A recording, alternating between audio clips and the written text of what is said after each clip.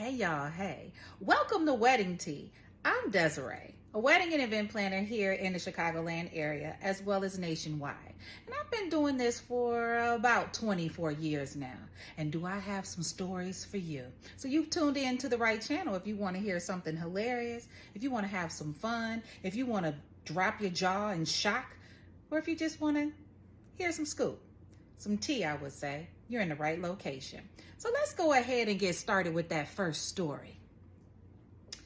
This is going to be a two-parter, and I've so nicely named this one, Lost Her Mind.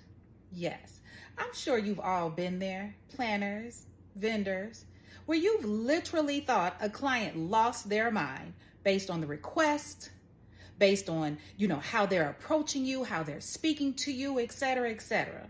Well, I have to actually believe that this bride lost her mind. Now, I should have known that this bride was going to be a bit challenging because I learned a lot about her throughout the wedding planning process. She was a bit uptight. She wasn't one to actually release information that I needed.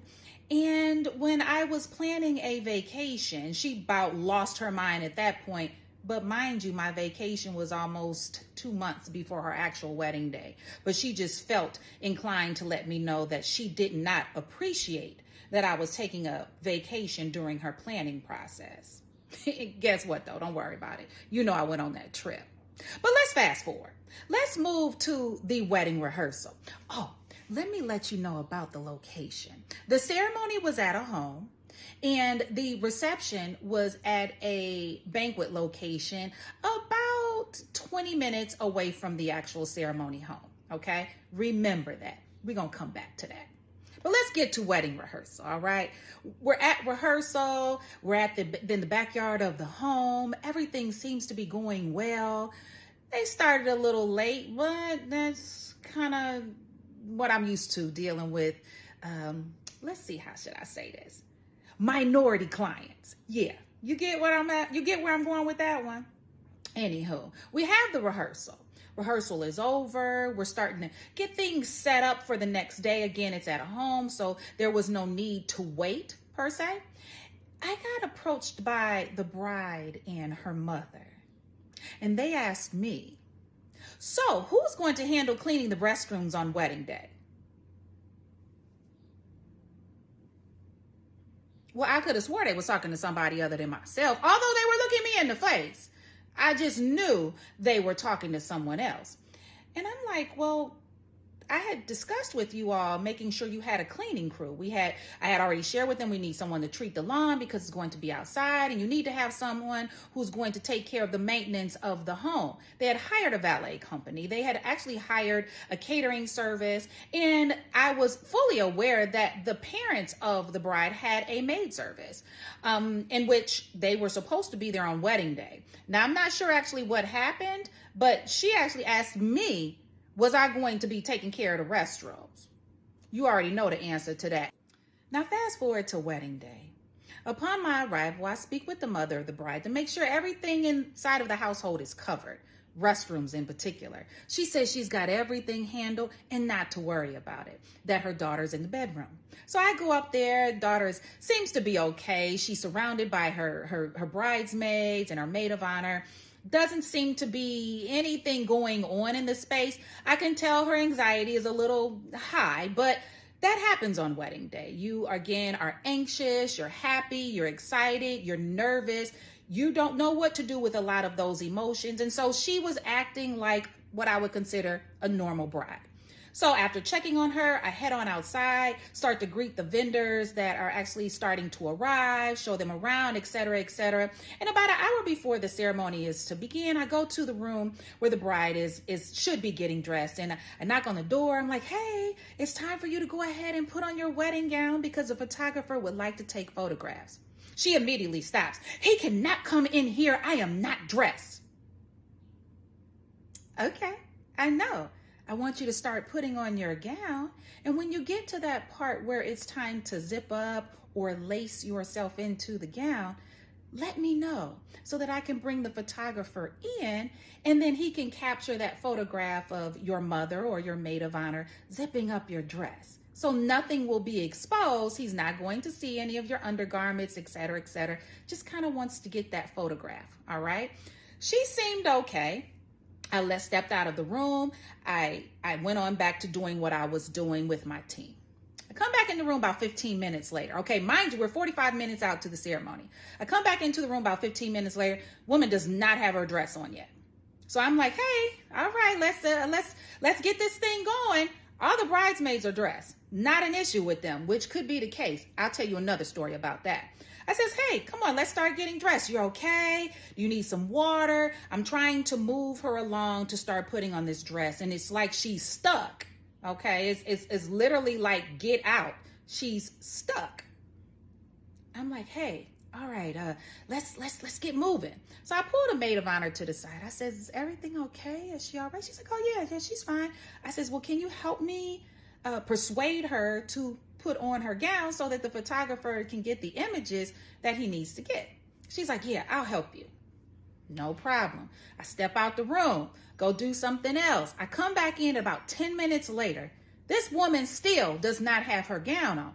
Baby girl, what are you doing? What are you doing? Needless to say, the photographer is on me. Guests are starting to arrive. Videographer is outside capturing guests' well wishes as they come into the reception. And of course, he also wants to get some footage as well. So I go back into the room. Listen, I need you to get in this gown, all right? And I'm a nice person, all right? Even when you push my buttons, especially in a professional environment, I still make sure that I am a nice person and that I speak nicely, all right? So I used a bit of force in saying, hey, it's time to get in the dress, baby. You okay? All right, let me help you. Let me bring the dress over to you. Come on, baby. I'm kind of moving her along. I'm moving her along. She actually starts to get in the dress, and it's a dress. She had to step into it. She starts to get into the dress. I'm like, okay, wonderful. Ladies, come on and help. Let's get her in the gown. I'll be back in a few moments with the photographer, all right? But I'll check on you before he enters the room, all right? I step out the room. I'm probably out there about 5 minutes. If that, I got the photographer and the videographer in the hallway with me. Remember, guests are coming now. Wedding should be starting soon, okay? In about 20 to 25 minutes at this point. So I knock on the door. I'm like, hey, I'm back. Guess what I saw, y'all? Guess. This woman had took her dress off. Talking about she got to use the restroom. Ma'am, okay, I'm a calm person. I'm a patient person. Let's get her out of the room, down the hall so that she can use the restroom so we can get her back into the room and back into this gown, right? That's what we're going to do because I can't deny a woman from using the restroom, okay? So she goes down the hall. She's in the bathroom. I'm start moving around because, like I said, ceremony should be starting pretty soon, and I need to get everybody lined up. How about that? So I go check on the guys who are downstairs in another area of the home, get them in order, say, hey guys, we're going to be starting soon. Make sure the best man has the rings, all of those things that we have to do as a planner, right? I head back upstairs to get the ladies together. I walk into the room. I do not see the bride, nor do I see the wedding gown, all right? And I don't see the maid of honor. So I have to believe that the bride has left the room, maybe gone into her parents' room to dress in private, all right? So I gather the ladies up, get them downstairs. Myself and my assistant, we start passing out bouquets, all right? We partnered them up with their groomsmen, all right? So we're ready to go. All we need to do is put a bride at the back of this train that I have going on here of people. Groom is in place. I got the parents of the groom in place. Mom is upstairs, but again, I'm not tripping because I know they're helping her get in her gown.